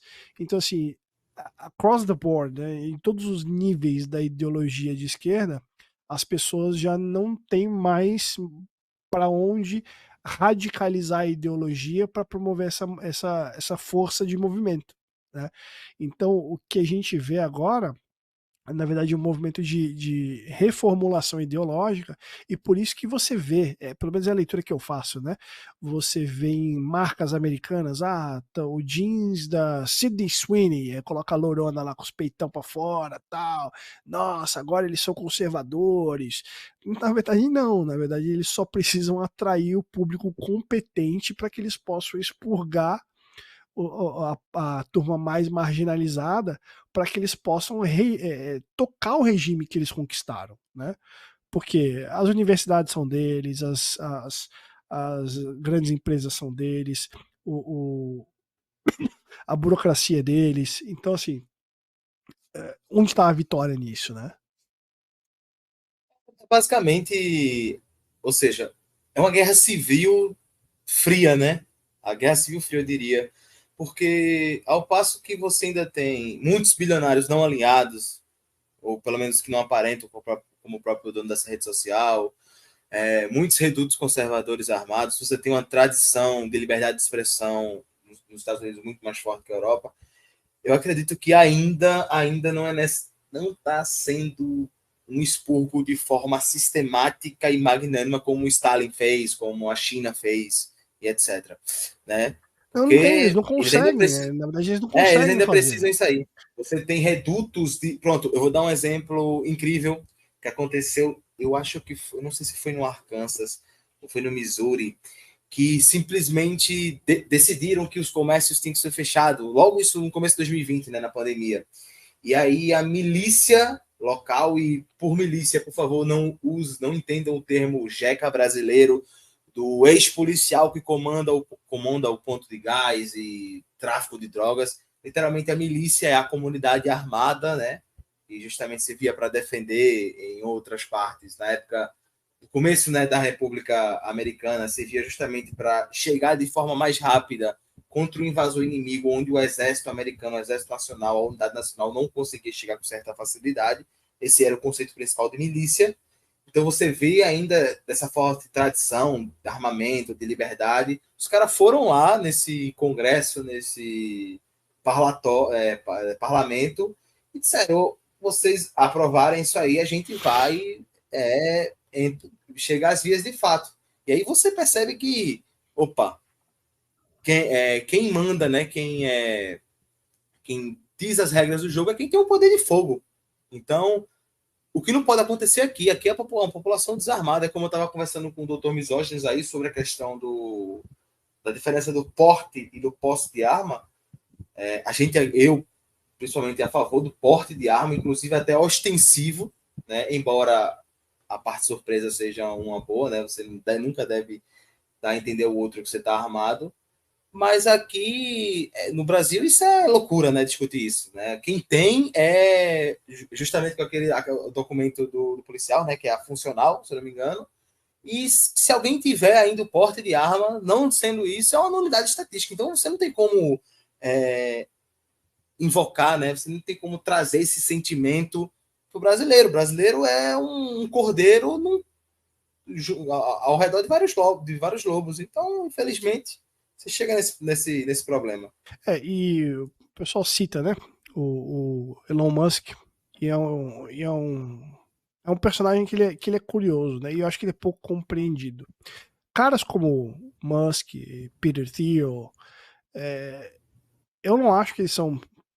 O Thiel é diferente do Musk. Eu acho que ele tem uma convicção ideológica mais estabelecida, mas para a gente entender como que esses caras funcionam e como que eles surgiram como resistências ao Estado policial americano, porque foi isso, né? A verdade é essa. A verdade, e curiosamente o Peter Thiel quer estabelecer um novo nível de Estado policial através do Palantir. Mas o Musk foi basicamente um cara que se revoltou contra o Estado policial. Por quê? Porque ele era alvo. Ele era alvo do Estado policial americano. Então ele reagiu. A questão é que você passa a entendê-lo de uma forma muito mais, que eu considero real e menos ingênua, a partir de uma citação do Carl Schmitt, em que ele faz a leitura do que é a burguesia liberal, né? Eu vou ler aqui para vocês. Foi uma citação trazida pelo Fragnon, que é um dos pilares intelectuais das indústrias heróicas nacional. Ele tá aqui. Ele e suas orações imprecatórias. Pois é. Ele, aliás, é o @Fragnon, que manda que toda segunda-feira nós devemos rezar os salmos imprecatórios contra a direita brasileira, tá? Então anotem aí na agenda de vocês. Toda segunda-feira, joelhinho no chão, salmo imprecatório para a destruição da direita brasileira. Um rosário em latim, para quem for católico, serve bastante também. Isso. Então ele traz aqui uma citação que ela é a seguinte: o ódio à monarquia e à aristocracia empurra a burguesia liberal para a esquerda. A ansiedade de ter sua propriedade ameaçada pela democracia radical e pelo socialismo a empurra de volta para a direita, para um reino poderoso, cujas forças armadas podem protegê-la. Assim, ela oscila entre seus dois inimigos e gostaria de trair a ambos. Olha, se você não consegue ver a descrição perfeita da elite tecnológica do Vale do Silício a partir da leitura desse trecho, desculpa aí, eu acho que você está além da minha possibilidade de ajuda. Você precisa correr um pouco atrás. Bom, acho que a gente expôs a teoria, expôs as consequências dessa teoria, quais são as conclusões lógicas, e acho que com isso a gente pode abrir espaço aí para considerações finais, ou eventualmente, a gente não fez isso das últimas vezes, mas talvez abrir espaço agora. Quem quiser levantar a mãozinha aí no Space, se quiser fazer alguma pergunta pra gente, sempre reservando no direito de expulsar você caso você fale merda, né? Eu só queria fazer uma breve pauta que explodiu assim, nesses últimos dias aí do meu perfil, que foi aquela... Não foi nenhuma thread, né? Foi basicamente um tweet um pouco mais complexo sobre o fato da Polícia Federal ou não, se eles iriam descumprir ordens. Porra, acho que ficou claro, né? É toda essa questão de coesão, né? o próprio agente da Polícia Federal ele está inserido nesse sistema de coesão. Então, não tem por que eles eventualmente começaram a descobrir ordens do Alexandre de Moraes, e enfim. E aí, o pessoal falou, eu só digo uma coisa para a direita, né? Que, óbvio, se tiver algum infiltrado aqui escutando, que não é de direita, odeia a gente, e está esperando algum vacilo nosso para printar isso aí, enfim, ou a quem, mas a maioria interage com a gente na bolha, gosta da gente, cara, parem com ejaculação precoce. Não, isso não vai acontecer, isso é uma possibilidade, isso é muito mais fácil você encontrar Nárnia do que isso acontecer. Evitem se desgastar, evitem se iludir, evitem iludir os outros. Ajam com a verdade. Os agentes federais, eles são muito bonzinhos, eles estão no lado de quem tem mais poder, eles estão no lado de quem controla o jogo político, mas eles vão sair do lado de quem tem mais poder e vão tomar o lado de quem não tem poder nenhum, vão arriscar perder o cargo deles, que eles fizeram concurso para conseguir, vão arriscar perder o salário deles, que não é baixo, para ajudar a gente, porque eles são muito bonzinhos, eles são pessoas incríveis. Todo mundo sabe que policial é uma pessoa incrível, assim, idônea. Cara, é basicamente o seguinte: se você acredita que uma elite burocrática, né, que, embora tecnicamente seja inferior ao ideal liberal de gestão eficiente, ela é politicamente útil e segura para o regime. Ela necessita desses dois requisitos, né? Ser politicamente útil e ser segura para o regime, eventualmente tenda-se por proteger o regime, né? Fazer a tutela do regime. Se você acha que isso de algum modo vai tocar o coração de cada indivíduo e vai ter uma revolta porque você entendeu durante esses 10 anos de direita ascendendo meteoricamente ao poder de ejaculação precoce, que a pauta militar, que os militares, que os policiais, eles são parte do nosso grupo, porra, eu não posso fazer nada por você, velho, você tá no lugar errado, você tem que voltar a começar a ler um por um, vai ler Mises, vai ler Hayek, depois você vem começando a ler Conk, Hope, aí você pega Carl Schmitt, você vem chegando a isso. Se você ainda acredita nisso, sinto muito estragar o seu sonho de forma institucional, né? Você não acredita que as instituições vão por você, que o Ministério Público não age com essa agenda da Stasi, de querer te prejudicar. O que eu acho que serve como régua hermenêutica para a turma, depois que escuta a gente apresentando esses conceitos, é o seguinte: o erro, para além de outros, tá? Porque a turma que ventilou essa questão de você pode ver na Polícia Federal que o pessoal vai começar a defect, né? Vai começar a mudar de lado, deixar de obedecer às ordens.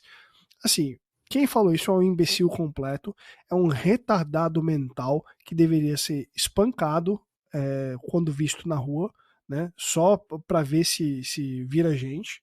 Mas o erro fundamental disso, né, o que é o mais fundamental, é que ele considera que o policial ele é parte do povo. E ele não é. E isso é o que você tem que entender através da exposição que a gente fez. É essa régua hermenêutica que você tem que usar. Né, essa baliza que você tem que usar. Ele pertence a uma elite burocrática e ele protegerá os interesses desta classe. É desta forma com que ele se estruturou. É dessa forma com que ele conseguiu o status que ele tem. Então, se ele vier eventualmente a trair algum membro do regime, é para aderir a outro, na condição de classe de elite burocrática. Não para defender os seus interesses. Eu acho engraçado isso, que hoje um PRF, né, sob um anônimo também aqui no Twitter, entrou em contato comigo na DM, né, falando sobre a threadzinha que eu fiz. Ele disse que não tirava uma palavra, que de fato eu estava certo, né, que eventualmente um ou outro ainda tem algum princípio moral, seja por cristianismo ou por qualquer outro princípio moral, pessoal privado, mas que a máquina ela opera assim e que não achem que isso vai acontecer, porque não vai, né? É algo ilógico. E aí ele falou outras coisas também comigo sobre essa situação, do que eu já explanei aqui, sobre a figura da delegada mulher. Hoje surgiu até um ponto aí da piloto de helicóptero, e eu fiz esse comentário. Então, assim, mas voltando ao assunto, sem querer escalonar muito e vazar pela tangente. Parem dessa ejaculação precoce, parem de alimentar sonhos que não vão acontecer, que não é na realidade. Eu acho que um dos principais motivos da conversa aqui, que a gente sempre traz, é dar dicas que você pode usar ou pelo menos observar no mundo real. Então, por favor, se atentem a isso. Não deem endosso nem audiência para encantadores de serpente. É isso que eu falo para vocês. E isso só prova também que misoginia e companhia tem o dedo no pulso da nação, né? Ou seja, estamos certos, absolutamente, e jamais acreditamos que seria de outra forma. Perfeito. Quando a gente anunciou que ia fazer live sobre o bioleninismo, teve um pessoal até que comentou, mas fulano de tal já falou sobre isso, o canal X já falou sobre isso, então é um assunto que já é conhecido por boa parte da bolha, mas eu acho que aqui a gente conseguiu expor de forma um pouco mais completa, até porque a gente gastou um tempo para isso, né? O que é o biolinismo, como ele se aplica, o que não é o biolinismo e onde a gente consegue ver isso no cenário atual, tanto no Brasil como nos Estados Unidos, como enfim, dentro e fora da bolha. Eu acho que a gente conseguiu fazer uma exposição aí interessante realmente do tema. E fica a recomendação aí para o pessoal ler o artigo. Não sei se o Dr. Misógenes vai divulgar o artigo em português, mas tem um artigo em inglês, é fácil de achar no Anna's Archive. Lê o artigo, porque é um artigo, como a gente tinha comentado antes, muito, muito bem escrito, muito gostosinho de se ler e não é tão comprido assim.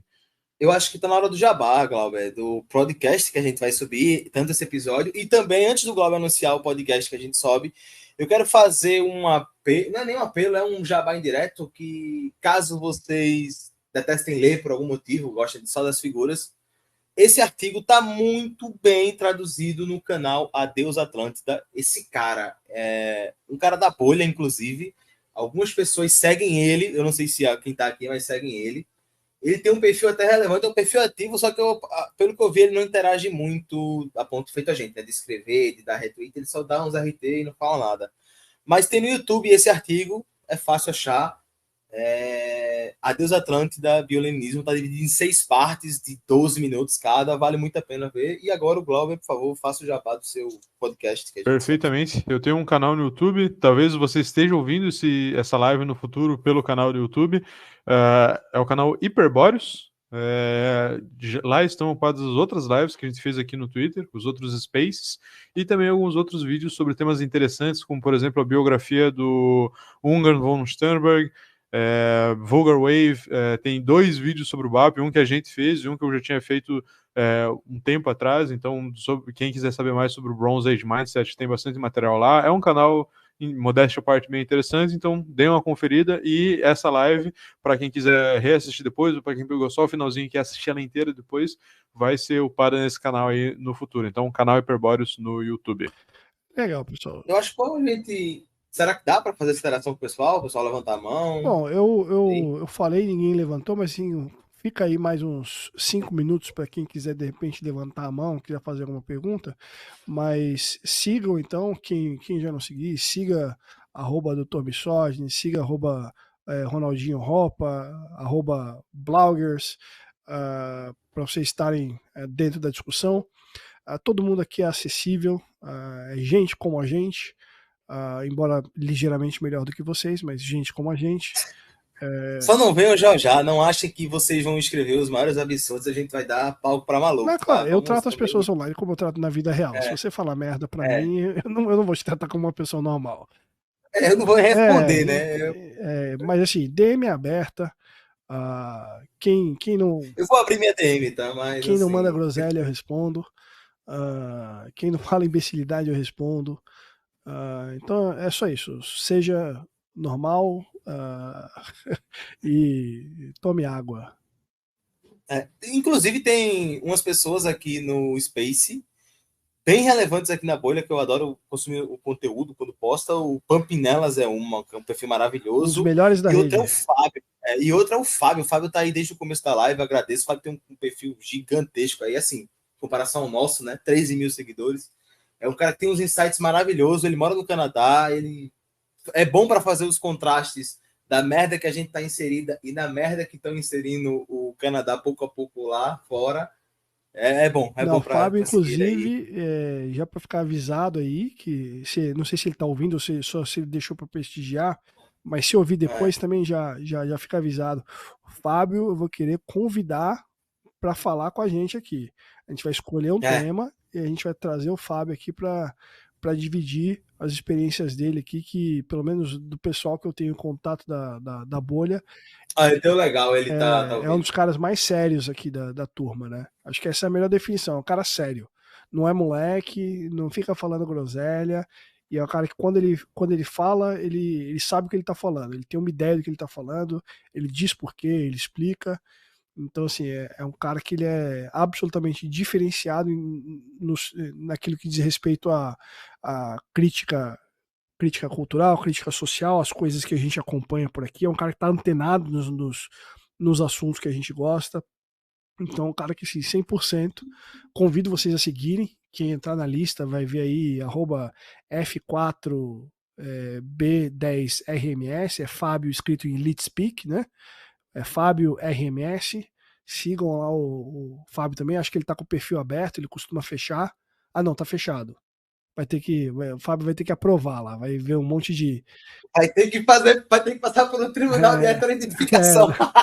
O Fábio vai ter que ver lá os caras com foto de anime, bandeira do Vaticano, para aprovar os caras lá. Bom, é isso aí. Pô, da minha parte, pelo menos, é isso aí que eu tinha para dividir com vocês. Quer falar alguma coisa, Glauber? Não, já fiz as considerações finais, já fiz o meu jabá. Acho que não esqueci de comentar nada sobre o tema central. É isso aí. E a discussão continua na timeline, né? Vai acompanhando a gente que a gente vai dividindo as coisas com vocês aí. Beleza? A gente tem próximos assuntos que a gente for tratar, próximas pautas ou até mesmo modelos, né? Além dessa conversa que a gente faz, a gente sempre divulga na TL. Então é isso. Uma coisa que eu acho bom até falar é que a gente meio que definiu uma sincronia de datas, né? Acho que em 15 dias a gente está trazendo um episódio. A gente não fazia isso. Até a gente como consideração final, vale a pena falar, né? Que a gente decidiu, por hora, fixar o quadro, né? E então, Misoginia e Companhia agora é quinzenal. Então, inclusive, veio para ficar. Hoje bateu recorde de novo do ao vivo. Chegamos a 65 pessoas. E detalhe, diferente das outras vezes, onde foi caindo, conforme coisa, a audiência segurou até agora, velho. Então eu tô feliz. Já quebramos outro recorde, né? Viciados em quebrar recorde. Boa. Viciados em viver. Boa, galera. É isso aí. Boa noite para vocês. E até a próxima. É isso. Fique com Deus. Um abraço e é nóis. Valeu, forte abraço. A gente se vê pela TL. Forte abraço aí a todos.